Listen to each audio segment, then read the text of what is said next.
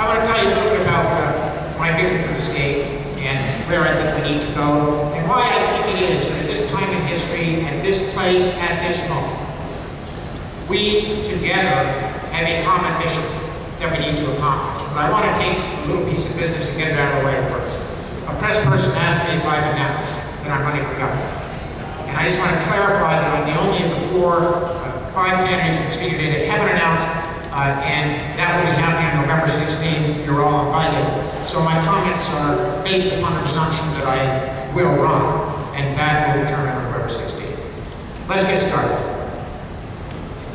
I believe that as we look at Vermont, and where we are right now at this time in our history, I am a candidate, and the candidate, who can provide the leadership that Vermont so desperately needs at this time, and provide the experience to get the job done.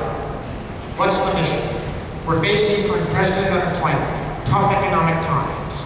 Any gubernatorial candidate has to understand that right now, if you're going to be taking on the governorship of this great state, your first job, we all know, is going to be to balance the budget, to find ways to do more with less, to address the fiscal challenges that we face as a family. I've been running a business, meeting a payroll since I was 23 years old. I can get that done. Can I use some of my 5 minutes? That's not what the idea is here.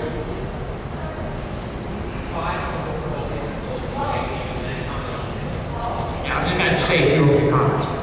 So let's get started. When I came back as president of the Senate 4 years ago, I was driving down the highway, and Peter Frame called me after being elected as president of the Senate by my colleagues. And he said, what's the most important priority that you're going to undertake as president of the Senate? He expected me to say property taxes, health care, education, you name it, they're all important. And I said climate change. He said, what do you mean climate change? I said, listen, Peter, we are the first generation of Americans to live in an age where what we do about the problems that we create will determine whether or not this planet is livable. Second, if we do not act immediately to change our addiction to fossil fuel, to get off it and move on to other sources of energy, our future, our state, and our planet will be unlivable for future generations. That's sort of big stuff, Peter.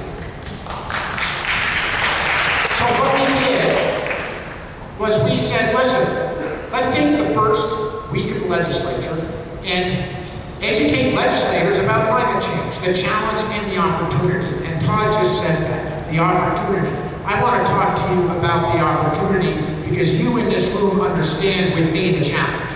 Here's the opportunity. If you go out and talk to Vermonters right now, there's one thing on their minds. After 8 years of Jim Douglas and Brian Doobie running the state, they can't find a job. They don't know if they can keep their current job. They're worried about paying their bills, paying for the heating oil, putting food on the table, and their children's economic future. And they've got good reasons to worry. It's a mess. What they don't yet get, and what we as a family have an opportunity to explain, is that the economic revolution that's about to happen as we get off our addiction to fossil fuel and move to renewable energy will create the jobs of the future. The only question for us as Vermonters is, are we going to be smart enough, and are we going to have a leader, a governor, who has the brains to make sure that we get a piece of the action? That's the challenge. How are we going to do it? Listen, when I give this speech, and as you know, we went into the legislature, we passed the toughest climate change bill in the country. Al Gore flew in here and said, Governor, please don't veto that bill. It's the best bill to pass any legislature in the country. It was my bill. Well, we know what happened from there. But that's history. The question is, where are we going? This is where we need to go. When we talk about the revolution that's about to happen in our economy, it's not just about energy jobs. It's about our farms, it's about our forests, it's about our communities, it's about our downtowns. So we'll get back to that later, but I want to continue to share that vision. Ginny says that my 5 minutes is up. Thank you. Listen, when I talk about moving renewable energy, I'm not talking about burning trash. That is not the answer to our energy needs. I'm talking about solar, I'm talking about biomass, I'm talking about wind, a governor that supports wind for a change. I'm talking about community-based power. Listen, we've just lived through 8 years where the energy policy has been this simple. Let's always do what we've always done. Because what we've always done is what we must always do. That's their energy policy. Now they might add burning trash to that. That isn't how we deal with our recyclables. Our energy future is based upon small, municipal, community energy projects. It's based upon defining where we can build wind as a community, respecting our natural resources, respecting the integrity and the values of our communities, and finding 4 or 5 states where we can do it. It's about investing in renewables outside of the state as a state. Guess what? I have advocated buying the hydro dams, not once, but twice. I did it to Howard Dean, who said no, and I did it to Jim Douglas, who said no. If I'm governor of Vermont, next time around, we'll get those dams. Together, we can make our energy future the economic engine of the future of the state. It isn't going to be from burning plastics. Well, thank you, Todd, and I want to commend the people in this room who helped us pass that bill. As you know, I'm president of the Senate. I'm one of the people who made it happen. There are others here who made it happen, including Senator Dick McCormick, who's sitting here, Senator Bartlett, and others, but I want to thank you for your help. Now listen, it should be no surprise to us that we had 4 times the demand for the standard offer bill than what the bill said. It should also be no surprise to you that the powerful interests that don't want renewable energy and have been fighting it successfully for years decided strategically to let the bill pass in the House and kill it in the Senate. And guess who didn't let that happen? Yours truly. And we won't. And if we're in charge, if we get the reins of state government back in the hands of folks who believe in renewables, that little bill that we passed will look like a teeny little beginning to a bright future for Vermont. So let's go there together. How do we promote renewables? Standard offer is a great bill, but we got to be more creative than that. Venture capital for businesses starting out. I just talked to a gentleman here who was a small solar company up in Morrisville. They need venture capital. Many of our small businesses need venture capital. We passed a bill this year in the legislature to get some of the folks that are starting renewable companies that venture capital. It's not enough. We have more to do. Second, let's define where we're going to put renewables and get them up.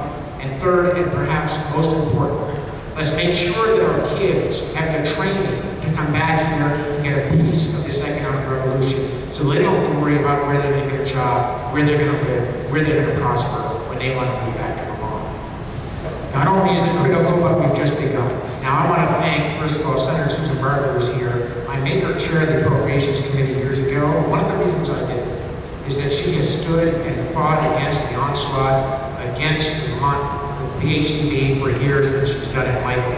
Second, I have also joined that fight, and we will continue to. Why? 2 weeks ago, I did a tour with a bunch of the folks from PCHB up in Madison County.